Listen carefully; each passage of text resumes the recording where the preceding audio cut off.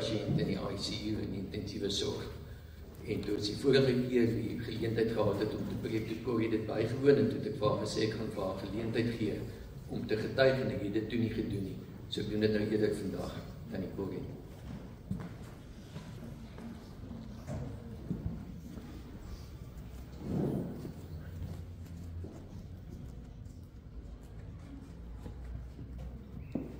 Goeiemôre julle almal. Baie dankie vir die voorreg wat ek het om hier te kan staan en getuig van die Here se goedheid. Ek is gebore 1 April 1956, dit doen so donkie jare terug, was nie regtig nie. En ek is gewederbaar op die 13de Oktober 1973. En daar het 'n mens eers in het begin besef, jy's mens. En toe sterf ek 2 jaar gelede, weens harttoestand en ook longpulmonale edeem. En ek sê net vir julle, op pad na die hospitaal toe het my dogter net gery met 'n spoed en ek het net probeer varstig inkry. Ek kon minder as 'n strooitjie se lug ingeasem het per keer. En al wat in my gedagtes was, is net Here help, ek kon nie praat nie. Kom by die hospitaal in, volledige resus. Hulle het vir Restron uitgeroep en gesê, kom help. Ek is geïntubeer, ek is na ICU toe. En mense, ek sal vir julle sê, God het my gegryp. As dit nie vir hom was nie, en Satan sy weggekry het, was ek nie vandag hier nie. Hier staan ek 2 jaar later, genees. Medikasie noem ek genesing, dit is deel van dit. Ek het in ICU gelê vir 'n goeie tydperk, en in die einde van Junie maand, so in die helfte van Mei maand, het ek al dialyse begin kry, tot my niere ook ingekank, so ek het 'n multi-orgaanversaking gehad. En baie nagte en baie dae is rus uitgeroep en as hulle Corrie gaan doodgaan, dokter, kom gou, dan is hy daar. Ek wil net vir julle sê vandag, ek weet nie wat julle weet van Restron nie, maar hy is vir my soos 'n extension of God. As jy na die Here kyk en jy kyk na sy hande werk op hierdie aarde, het hy baie gedoen deur hom. En ek wil net vir hom sê, ek is nie een wat glo in sensasionele wonderwerke nie, maar dit is 'n wonderwerk dat hy op daai tyd nie ergens op die plaas was of met vakansie of ietsie, dat hy kon help het. Dat hy aan diens was vir daardie nag om my te kan help en te kan akkommodeer. En die hele tydperk in die hospitaal het hy gesê, ek wil nog 'n angiogram hê. Ek sê, ek is nog nie reg nie. Ek sal vir jou sê wanneer ek reg is. Toe ek by die hospitaal uitstap na 47 dae, was dit my tempo van my handbeweging en dit was my voete. Hy het my gepilot deur die hospitaal se gange tot by die voorontvangs waar ek my speech gegee het en gesê, ek kom terug, ek is nie klaar met werk nie. My een dogter het gesê, my ma is nou 'n pensionaris, my ander dogter het gesê, julle sal nie vir my ma besluit nie, sy het 'n wil van eie, sy is 'n Roubenheimer, sy sal besluit. Dit is so. En toe het ek einde Junie maand het ek 'n stent gekry na my LHD, die mense wat nie weet nie, as hy afsluit en toemaak, is hy dood. Weereens het die Here se hand net ingegryp en my deur dit getrek. En ek sê net vir julle, ek het seker na so 3 maande dat ek begin werk. Hy het vir my 'n briefie in die hand gegee en gesê, gaan na jou matrone toe sê, jy is reg vir werk. En al wat ek vir hom gesê het is, ek gaan instap, ek gaan die ICU deure oopstoot, want dit is maar toedeure, en ek gaan net begin sing Amazing Grace. En toe ek gaan instap, het almal net begin saam sing. En dit was 'n groot ervaring, 'n baie grootse ervaring. Te weet die Here het my deurgedra en tot nou toe nog. Ek doen konfyte, ons bak koekies, ek verpleeg nog. So 3 nagte 'n week werk ek ekstra, omdat daar ook uitdagings is finansiëel. 'n pensionaris, genoem pensionaris, het mos nou nie juist baie geld nie, so jy moet ekstra werk. En die Here is so goed in die tydperk vir my. Ek kan vir soveel mense in die nagte gaan bid. En ek kan mense buite die mure ook gaan bid voor. En die Here gebruik my absoluut as 'n instrument vir hom. En ek eer hom en ek prys net vir hom. En hy kry al die lof en al die eer. En die Heilige Gees het my gelei. Vanoggend terwyl ons my oë toe was, het ek dit was wonderlik. Dit lyk soos baksteentjies, maar sulke trappies gesien, dat lyk soos 'n leer wat gaan na die wolke. Ek wag vir Jesus wat van die wolke af gaan kom. Ek wag vir hom. Dankie.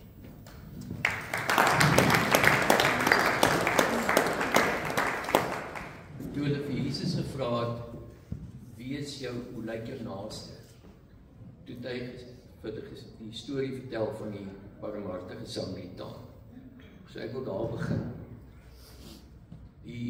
Weet nie van julle, ken die gelykenis van die barmhartige Samaritaan, dit is die ou wat van Jerusalem af geloop het Jerigo toe, en hy was langs die pad aangeval deur rowers, daar gelos vir dood. En die Bybel sê toe daar 'n leviet en 'n priester verbygekom, 2 Jode, wat aan die ander kant van die pad verbygestap het en wou hom nie help nie. Maar die vrou wat by die put gesit het, sê die Bybel, sy het 5 mans gehad. Hulle was nie Hamans nie, maar hulle was Samaritane. En een van hulle het opgegaan en hulle het hom 'n doeke toegedraai, 70 sikkel silwer gegee, olie op sy kop uitgegooi en hom op 'n donkie se rug vasgemaak. En toe stap die donkie met hom. En die donkie sê vir hom, Biliam, Biliam. En hy sê, hy skrik so groot, hy sit sy hakke in die donkie se sy. En die donkie hardloop met hom van die pad af. En tussen 'n groot klomp bome in. Hy het vreeslik lang hare gehad. Die Bybel sê sy hare hak aan een van die takke. En soos oorle Absalom hang hy daar in die aandskemer aan sy hare. Terwyl hy nog so swaai, toe kom daar 'n vrou verby. Haar naam was Delila. En sy het 'n groot skerp by haar gehad. En sy knip sy hare kort op sy kop af. En hy verloor al sy krag en hy val uit daai boom uit met sy voete in 'n brandende braambos. En hy verbrand dit vreeslik om dit af te koel, hoe druk hy dit in die water en die see maak voor hom op. En hy sê hy het halfpad deurgestap, hoe hy die trompetters blaas, dus die Filistyne en die Egiptenare op hom.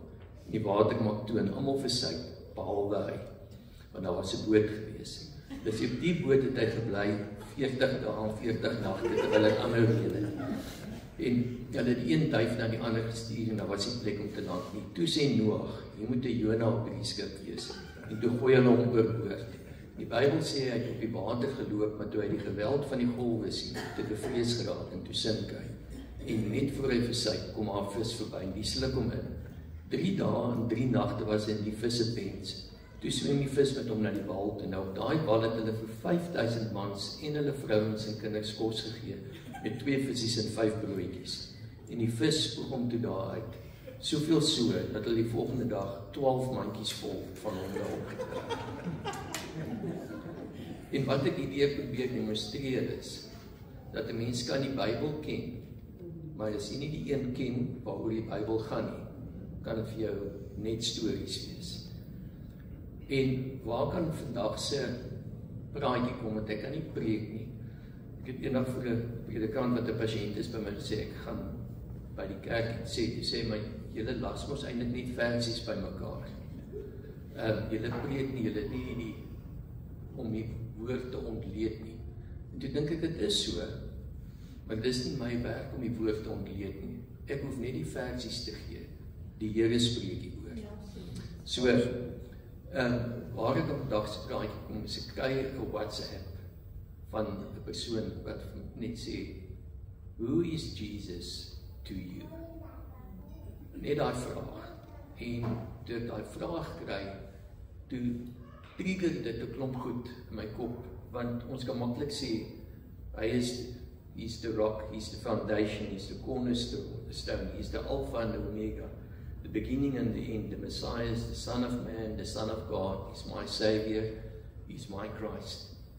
Maar, who is Jesus for you? En as ons kyk in Matteus, en dit is in Matteus 16 vers 8, when Jesus came to the region of Caesarea and Philippi, he asked disciples, who do the people say the Son of Man is? And they replied, some say John the Baptist, others say Elijah, and still others Jeremiah, or one of the prophets. And he said, but what about you? He asked, who do you say I am? And Simon Peter answered him and said, you are the Messiah, the Son of the living God. En toe dink ek maar, as jy kyk, Jesus se respons op wat Petrus gesê het, gesê, blessed are you, Simon, son of Jonah, for this was not revealed to you by flesh and blood, but my Father in heaven. Who is Jesus revealed to you? Te gaan kyk wat staan in die Bybel, en ons het al die liedjies gesing vanoggend wat eintlik die hele praatjies so klaar opsom. Maar dit sê, wat sê die profete, wat het hulle vroeër in die Ou Testament geskryf oor Jesus? Jesaja 9 vers 6 sê, for to us a child is born, to us a son is given. So he's a child, he's a son, and the government will be on his shoulders, and he will be called Wonderful Counselor, Mighty God, Everlasting Father, Son and Father, Prince of Peace. Die disciples het gesê, sommige sê, is John the Baptist, Johannes die Doper. Wat sê Johannes die Doper van Jesus? Markus 1 vers 1 tot 8, of Lukas 1 tot 9, of Johannes 1, 19 tot 28 sê, Johannes die Doper van Jesus, en hy sê van homself, hy sê, ek is iemand wat roep in die woestyn, om die pad gelyk te maak. Jesus is my meerdere, en ek nie werd om sy skoene aan te trek nie. Ek het met water gedoop, hy sal julle met die Heilige Gees doop. En dan kom die deel wat ons nie wil lees nie, wat hy sê, en hy het sy skrop in sy hand, dit waarmee jy die land skoon maak, en hy sal die dorsvloer skoon maak, kaf met onblusbare vuur verbrand. John 1 verses 29 says, the next day, John the Baptist saw Jesus coming toward him and said, look, the Lamb of God, who takes away the sin of the world. Maar Jesus die sonde van die wêreld weggevat. As ons rondom ons kyk, dan is die sonde nog steeds daar. Maar die gevolg van die sonde weggevat. Vir ons wat hom aangeneem het, is die einde van die sonde nie meer die dood nie, maar die ewige lewe. So, he took away the sin of the world. This is the one I meant when I said, a man who comes after me, so het na hom gekom, but he has surpassed me because he was before me. So John the Baptist was net op 'n sekere tyd daar, maar hy ken dat Jesus is na hom gebore, maar hy was al lank voor hom daar. Myself did not know him, but the reason I came baptizing with water, was that he might be revealed to Israel. Wie is Jesus vir ons? Jesus is my creator. Hy is die ou wat my gemaak het. Jeremia 1 vers 5. Before I formed you in the womb, I knew you. Before you were born, I set you apart. Wat 'n wonderlike gedagte om te dink dat die Here ken my van voor my geboorte. Hy het my beplan, hy het dit gereël dat my ma en pa by mekaar moes gekom het. Dat daai kromosoom aangeskakel moet word om my hierdie eienskappe te gee. Jesus is your Redeemer. Ephesians 1 vers 7. In him we have redemption through his blood, the forgiveness of sins, in accordance with the riches of God's grace. En toe ek dit lees, toe sien ek in my Bybel het ek langsam geskryf, grace, 'n akroniem. 'n Akroniem beteken elke lettertjie van die woord grace het 'n betekenis. En dit was vir my, toe ek jong was, besonder mooi geweest en ek deel dit met julle. Grace, as akroniem, God's riches at Christ's expense. Is dit nie genade nie? Dat dit wat ons het ons omdat Here Jesus daarvoor betaal het. God se rykdom, omdat Jesus Christus daarvoor betaal het. Redemption through his blood, the forgiveness of sins according with the riches of God's grace. Jesus is your light. Wie van julle is bang vir die donker? Marisa was laas week in Hermanus en ek was vir 3 dae alleen by die huis. So hospitaal toe en terug en ek kom in die middel van die nag by die huis. En ek het elke keer wat ek uitgaan, het ek ligte in die huis aangelos, sodat ek nie in die donker hoef terug te kom. Nie omdat ek bang is nie, maar ek voel net veiliger as ek hier oopmaak en kan sien wat in die huis aangaan. Selfs as ek, ons kamer is bo, het ek die lig onder in die kombuis aangelos, dat as ek uitloop by die kamer, dan kan ek sien onder in die leefvertrek. En die lig verdryf die duisternis, verdryf vrees. En Jesus is your light. John 8 verse 12, when Jesus spoke again to the people, he said, I am the light of the world. Whoever follows me will never walk in darkness, but will have the light of life. Nie net lig nie, maar lig, soos wat hier geskryf staan, is eintlik kennis. As jy Jesus se lig het, het jy kennis en het jy wysheid, is jy toegerus vir die pad. Jesus is your shepherd. John 10 verse 11 to 16. Ons almal ken Psalm 23. Sê die Here is my herder. Maar kyk hier wat sê die Here, wat sê Jesus? I am the good shepherd. The good shepherd lays down his life for the sheep. The hired hand is not the shepherd and does not own the sheep. So when he sees the wolf coming, he abandons the sheep and runs away. Then the wolf attacks the flock and scatters it. The man runs away because he is a hired hand and cares nothing for the sheep. I am the good shepherd. I know my sheep, and my sheep knows me, just as the Father knows me, and I know the Father, and I lay down my life for the sheep. I have other sheep that are not of this sheep pen. I must bring them in also. They too will listen to my voice, and there shall be one flock and one shepherd. En as ek hier nou lees, dan dink ek baie keer ons is die ander flock, nee. Israel was waarskynlik die primêre flock, maar gelukkig het ons die goeie herder wat gesê het, daar is vir julle ook plek. En die interessante ding is, as jy gaan kyk in die Bybel, hoeveel keer vergelyk hy ons as mense met 'n skaap. Nou, ons het verlede jaar die tema hier gehad, for the last one. En hoekom vergelyk hy ons as skape met skape? Want skape het 'n herder nodig. Hulle kan hulle self nie oppas nie. As jy gaan kyk na ons was nou so rukkie terug in die Karoo op die plaas, as jy aangery kom met die bakkie, dan staan die skape die hele pad vol. Hulle weet nie watter kant toe om te hardloop nie. Hulle wag vir een skaap om te hardloop, en hardloop hulle almal op daai een se paadjie weg. Hulle hardloop nie wild weg, almal die kant toe en daai kant nie. As ons hier by die kerk in ons buffet daar uitgepak, en hulle sê jy kan maar gaan opskep. Niemand gaan skep op tot die eerste ou opstaan en gaan skep nie. Dan skielik staan almal daar en vertrap mekaar om na voor te kom. Ons wag vir iemand anders om leiding te gee, so ons is skape. Maar hoe oorleef 'n skaap? Wat is 'n skaap se beskermingsmeganisme? Behalwe dat hy deel van 'n trop is, wat maak 'n skaap as hy in die moeilikheid is? Hy bler. Hy roep die herder. Is dit nie wat ons moet doen of doen as ons in die moeilikheid is? Dat ons ook moet bler, dat die herder weet en hoor waar jy is, en dat hy weet, hy moet vir jou kom help nie.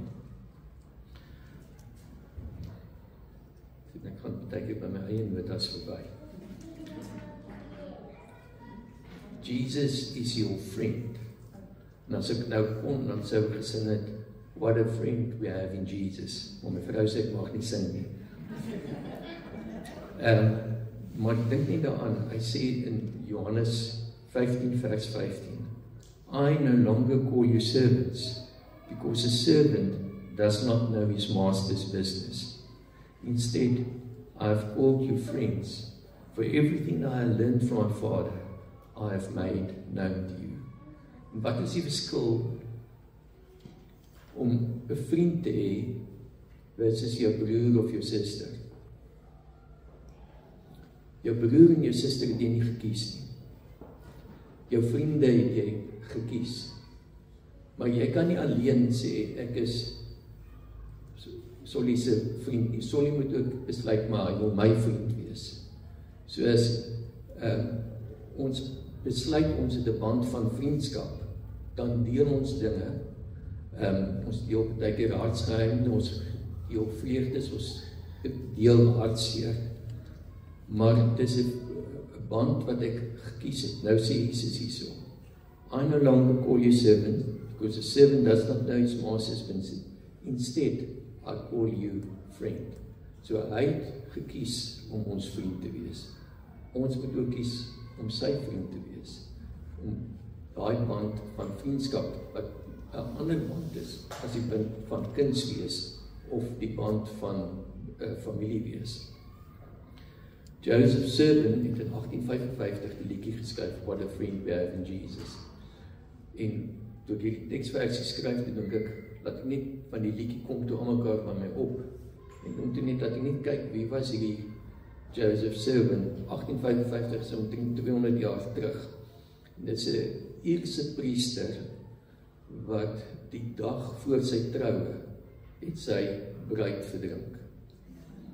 Toe sy van Ierland af oor Kanada toe, om te gaan werk in Kanada as 'n priester.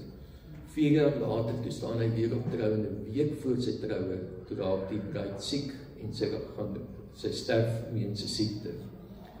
En in daardie tyd kry hy 'n boodskap dat sy ma in Ierland is siek, en sy is 85. En toe skryf hy die liedjie, What a Friend We Have in Jesus, as 'n gedig vir sy ma, om haar te troos en te bemoedig. Toe dink ek net by myself, het ek daai vriendskap band met die Here, dat ek kan sê, what a friend I have in Jesus. Wat 'n vriend het ek in Jesus, hy wat in my plek wil staan. Wat 'n voorreg om gedurig tot God se troon deur hom te gaan. Jesus is your Savior, hy is jou redder. Lukas 2 vers 11. Today in the town of David, a Savior has been born to you. He is the Messiah, the Lord. Jesus is your healer. Soos wat dan die Corrie getuig het, Jesaja 53 vers 5. But he was pierced for our transgressions. He was crushed for our iniquities. The punishment that brought us peace was on him, and by his wounds we are healed. Nou, sê maar, ek is 'n dokter, maar ek kan vir julle erken, ek kan nie gesond maak. As iemand siekte het, griep of 'n longontsteking, kan ek antibiotika voorskryf, wat die kiem kan aanspreek. Die skade wat die kiem gedoen het, kan ek nie gesond maak nie. As 'n been gebreek is, kan ek hom gips, maar ek kan hom nie laat aangroei nie. Daar is iemand anders wat in beheer is van die gesond maak. So, through his wounds we are healed. En ek hou daaraan vas, en ek het al voorheen gesê, dat die dankbare pasiënt, soos die 10 malaatses, is die een wat heel gemaak word, en nie net gesond gemaak word nie. Jesus is your peace, jou vrede. Ephesians 2 vers 14. For him, he himself is our peace, who has made the two groups one, and has destroyed the barrier, dividing wall of hostility. Toe ek het lees, dink ek onmiddellik aan die Midde-Ooste en aan Gaza, en die twee groepe wat nie mekaar beklei, en daar is nie vrede nie. Want in nie een van die twee kampe is Jesus nie. Dus Jesus, the dividing wall of hostility, and he will destroy the barrier. En dit sien ons nog nie daar nie, maar Jesus is die werklike bron van vrede. Jesus is your strength. Jesus is ons krag. Jesaja 41 vers 10. So do not fear, for I am with you. Do not be dismayed, for I am your God. I will strengthen you and help you. I will uphold you with my righteous hand. Die Here sê, ek sal vir jou die krag gee om deur die situasie te gaan. Sien nêrens dat ek gaan jou nie in die situasie laat kom. Maar as jy in die situasie is, then I will give you the strength to take you through this. I will carry you. Ek sal saam met jou in die oond wees. Ek sal die 4de persoon daar wees. Jesus is your hope. Romans 15 verse 13. May the God of hope fill you with all joy and peace as you trust in him, so that you may overflow with hope by the power of the Holy Spirit. Wat is hoop? Hoop is geloof dat dit met my sal goed gaan. Ek glo môre gaan beter wees. Ek glo daar's beter dinge op pad. Ek glo ons gaan aan die einde van die jaar weer 'n warm somer hê. Ek glo, ek hoop. Wat is vrees? Dit is ook geloof. Dit is nie glo, hier gaan dinge met my bekeerd gaan. Hier gaan dinge, hier is 'n onheil wat vir my wag. So vrees en hoop is beide geloof.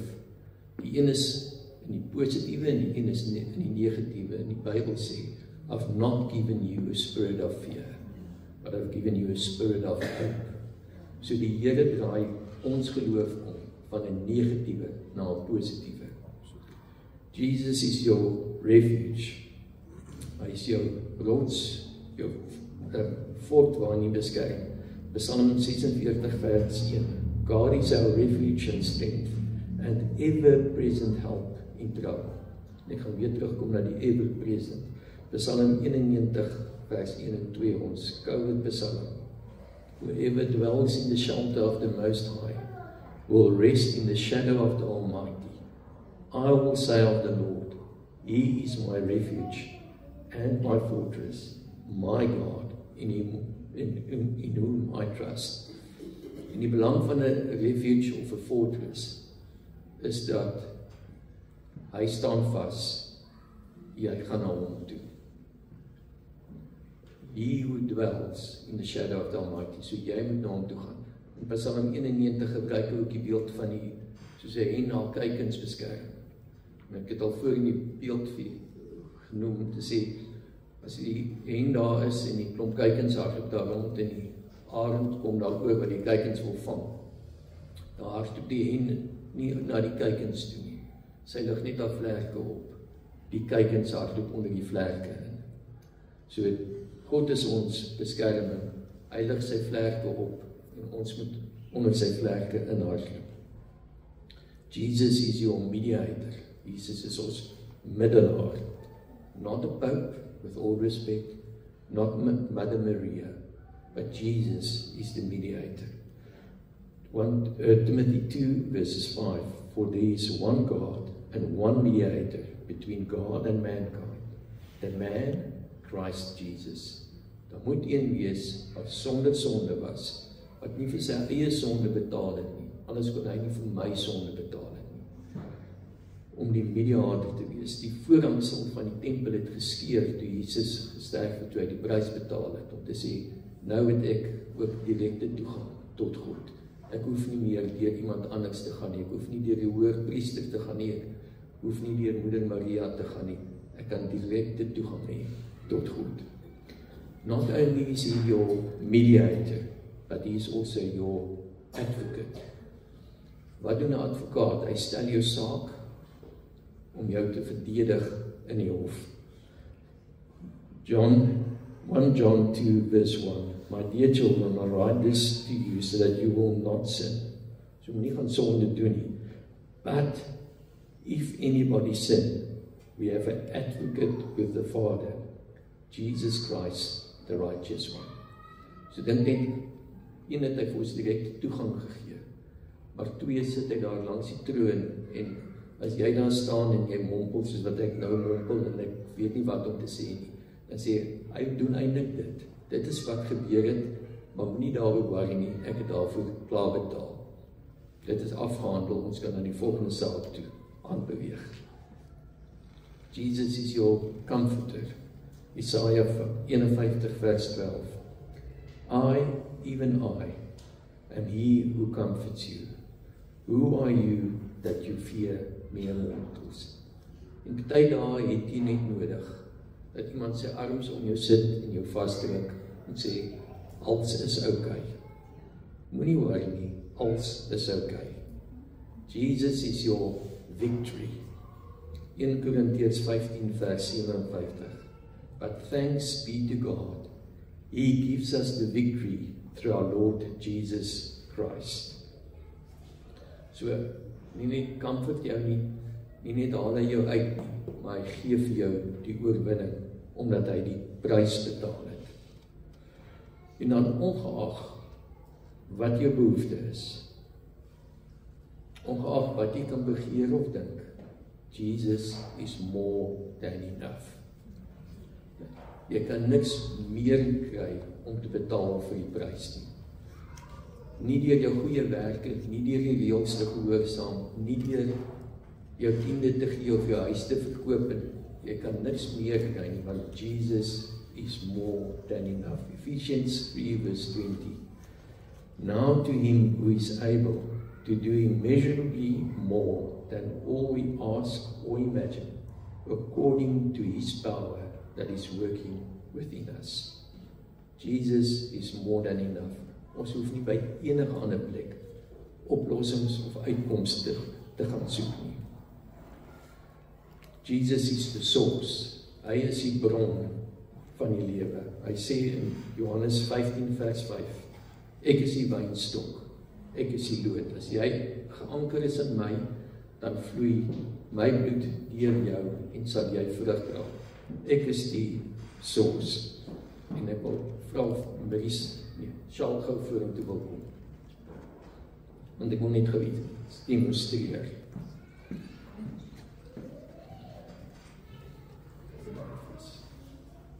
En ek moet dit met my linkerhand doen. As hierdie my hart is en my liefde, dan die oomblik toe Sjaal gebore is, het ek 'n gedeelte van my hart en my liefde vir hom gegee. Wetende dat hy gaan nie altyd by my bly nie. Hy gaan groot raak, hy gaan studeer, hy gaan sy eie werk kry, hy gaan sy eie vrou kry en hy gaan uit die huis uit gaan.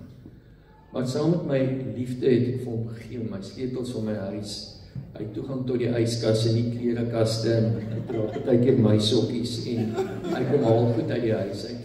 Maar ek weet dat hy is nie altyd myne nie. Maar nog steeds het ek dit vir hom gegee. En hoekom kon ek dit vir hom gee? Because I've got the source with me. Die bron is nog steeds by my. Maak nie saak wat ek vir hom gee nie, die bron is by my. Dankie Sjaal. En Deuteronomium sê 31 vers 6 en 8. Do not be afraid or terrified because of them, for the Lord your God goes with you. He will never leave you or forsake you. Sjaal kan uit my huis uitgaan, maar die Here sal nooit die bron van my liefde, van my krag, van my sterkte, van my oorlewing, van my lewe, sal nie van my weggaan nie. The Lord himself goes before you and will be with you. He will never leave you, nor forsake you. Do not be afraid or discouraged. Ek is amper klaar. Jesus is vir my gekruisig.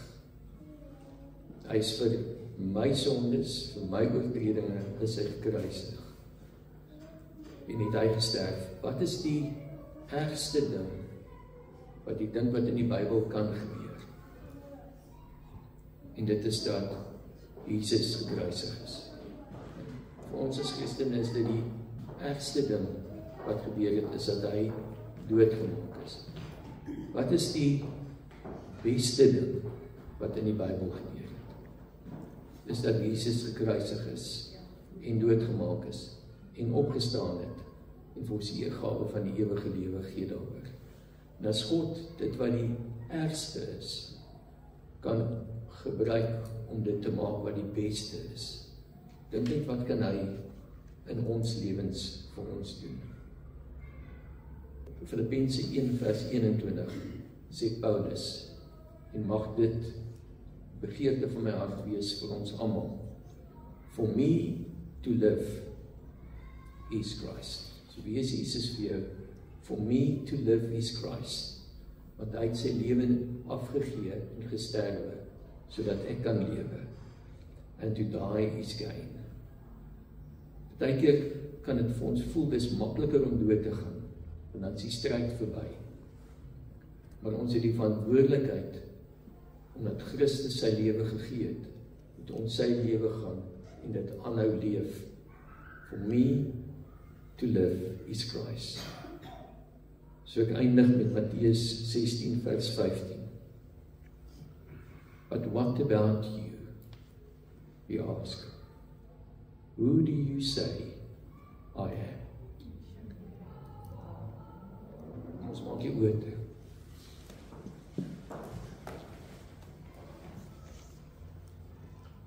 Dankie Here, dat U is meer as genoeg. We can't ask for any more. You have paid the biggest price for us. May we walk in your light, with your strength, with your grace. Be with us, in the name of Jesus. Amen.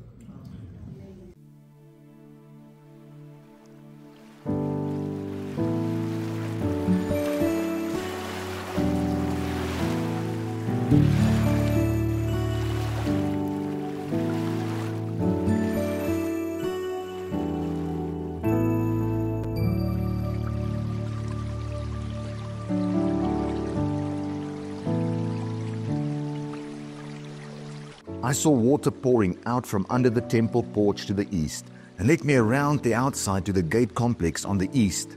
The water was gushing from under the south front of the temple. He walked to the east with a measuring tape and measured off 1,500 feet, leading me through water that was ankle deep. He measured off another 1,500 feet, leading me through water that was knee deep. He measured off another 1,500 feet, leading me through water waist deep. He measured off another 1,500 feet. By now, it was a river over my head, water to swim in, water no one could possibly walk through. He said, "Son of man, have you had a good look?" Then he took me back to the river bank. While sitting on the bank, I noticed a lot of trees on both sides of the river. He told me, "This water flows east, descends to the Arabah, and then into the sea of stagnant waters. When it empties into those waters, the sea will become fresh. Wherever the river flows, life will flourish. Great schools of fish, because the river is turning the salt sea into fresh water. Where the river flows, life abounds. Fishermen will stand shoulder to shoulder along the shore from En-Gedi all the way north to En-Eglaim, casting their nets. The sea will teem with fish of all kinds, like the fish of the great Mediterranean. The swamps and marshes won't become fresh. They'll stay salty. But the river itself on both banks will grow fruit trees of all kinds. Their leaves won't wither. The fruit won't fail. Every month they'll bear fresh fruit, because the river from the sanctuary flows to them. The fruit will be food, and their leaves for healing."